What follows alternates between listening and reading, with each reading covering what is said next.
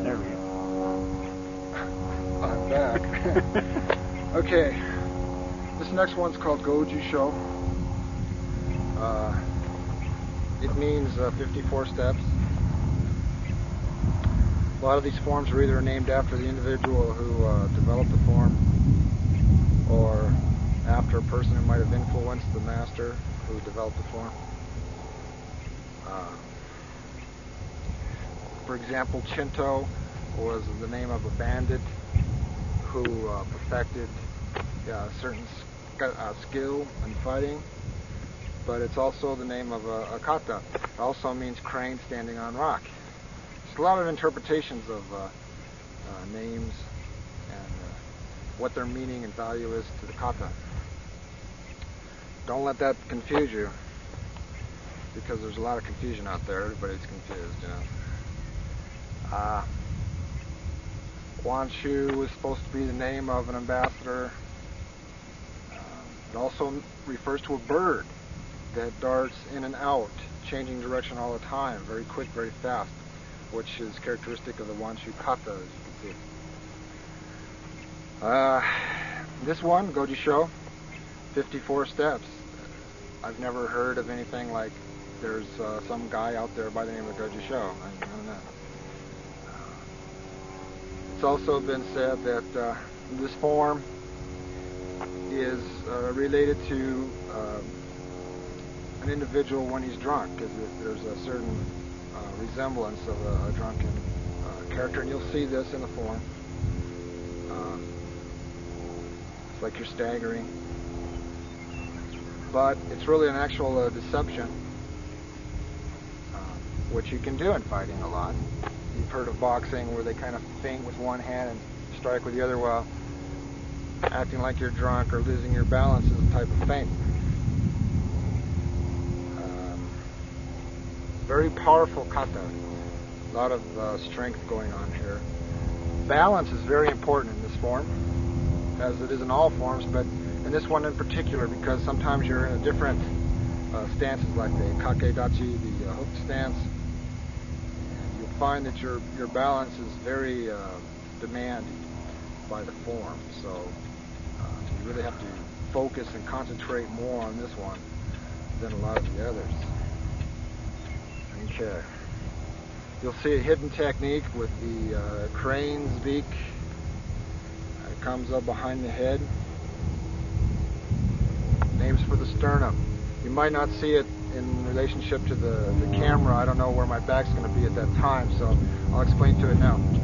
It hits the sternum, and with the use of a little hip action, it twists, comes up, and aims for the soft part of the chin here, underneath the chin, like so.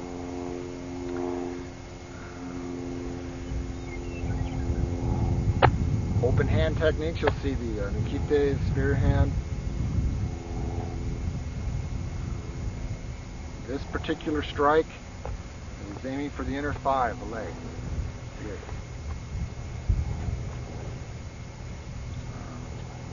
What else can I tell you about this one? You'll see elbow strikes in it. You'll see combinations of grabbing and punching, followed up with a kick.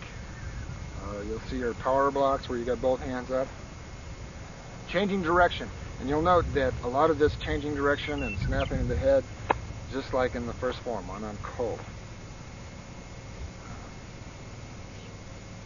Try to visualize yourself actually fighting somebody and apply that into the kata and all the katas. You have to feel like you're really fighting. So don't be worried so much about where the feet are, and that the power of your lunge punch might take you further than what you want to.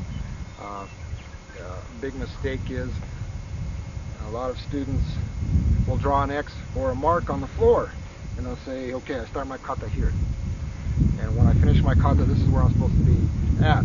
So they actually try to shorten or lengthen their stepping so they can land on the mark and get points in tournaments. Okay, you're not worried about that. All right.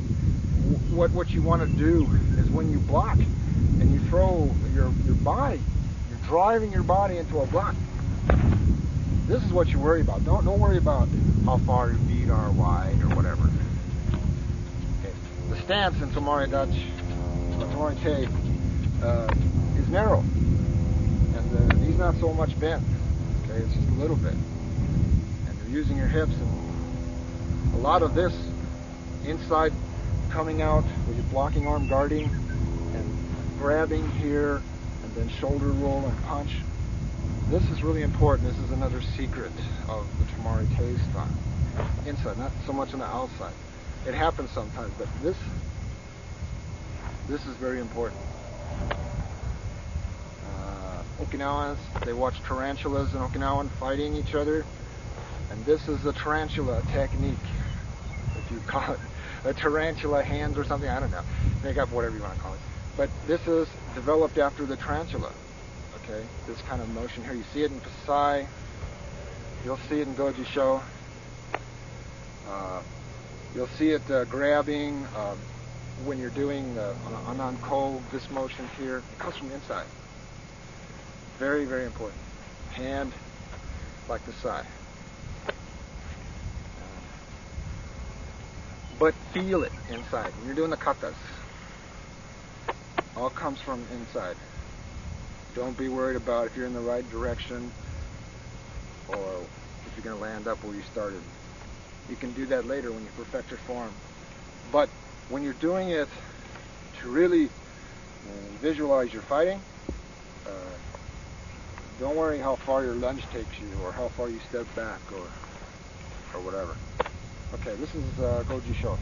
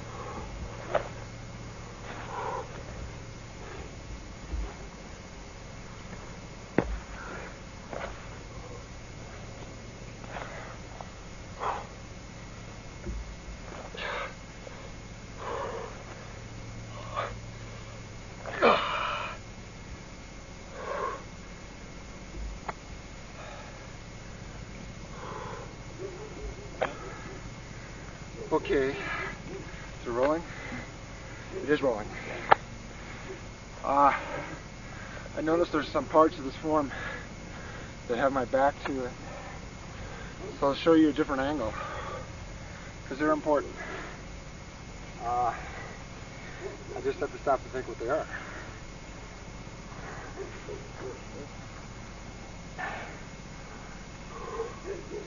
Okay. Do you have me in full view there?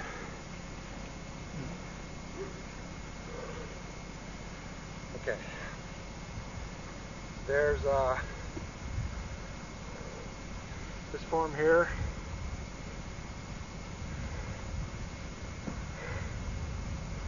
This is where you're staggering like you're drunk. Notice the foot above the knee. Guard. Losing like your balance, and then all of a sudden snapping into position. The head right against the arm. And then The back should be like an arrow. It should be like straight off at an angle. Very awkward position.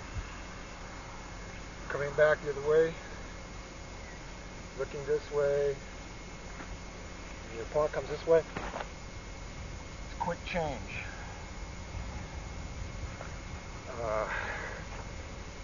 Another one.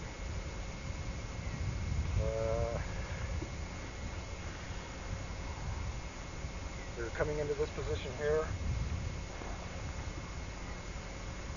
Notice the hand. Sanote. Okay. Drop the foot. Inside, like the tarantula, okay? You break into this. This. What is that? This is the hidden technique. Coming in with a crane's fist.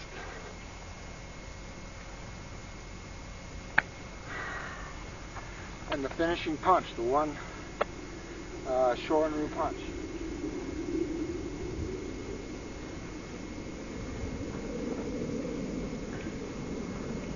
Tarantula. Grab, sanote, shoulder roll.